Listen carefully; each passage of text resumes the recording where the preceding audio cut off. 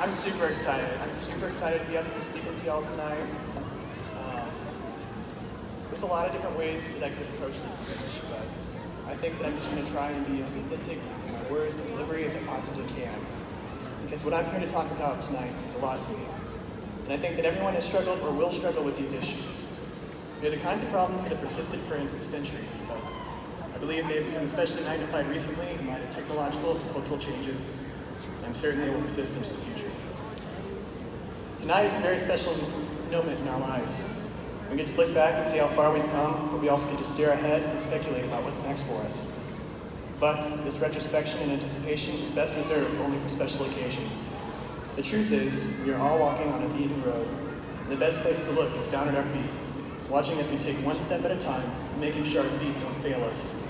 Because if we're busy lingering on something behind us, or trying to apprehend what is far ahead, we fail to realize what is right in front of our own feet, and we stumble and fall.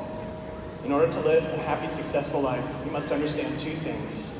One, we have no control over the past, but the past has no control over us. Two, the future doesn't exist, but the present is now. First, we must realize that the past is always far behind us.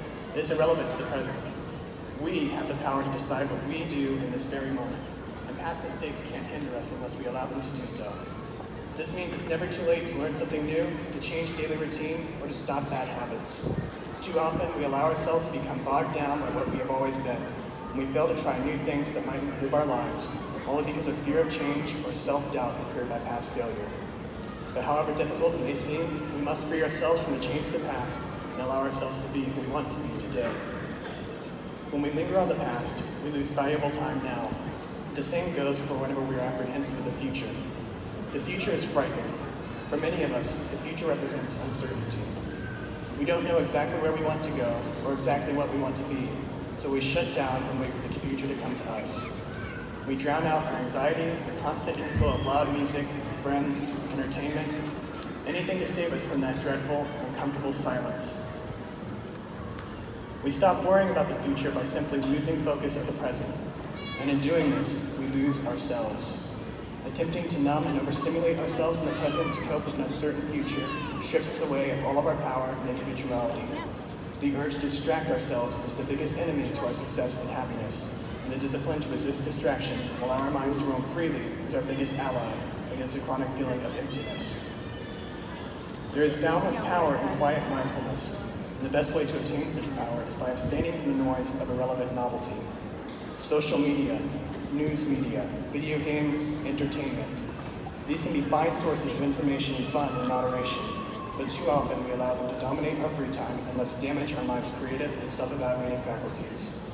But if instead we dare to disconnect our mind from the noise, we suddenly become connected to ourselves. We become an individual in the present, completely in control and aware of our own abilities and aspirations. It becomes clear that silence isn't something to avoid out of fear. Silence is a blissful state in which we can most fully appreciate ourselves and the present. My purpose in talking about all this tonight is to hopefully incite questions and reflections about how you have spent your life. Because unfortunately, time is our most precious, valuable, and fleeting resource. You can either conquer time or let time conquer you. The bright side is this: you get to decide what is worth your time and how you spend every last bit of it. But you won't be able to decide until you allow yourself to stop worrying about the past and the future. Because truthfully, the past is irrelevant and the future doesn't exist. Irrelevant. But we are here and the present is now.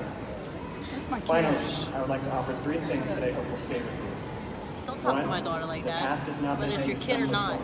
It is something that we learn from, and it has no right to determine who we want to be right now in this moment. 2, the future is nothing to be afraid of.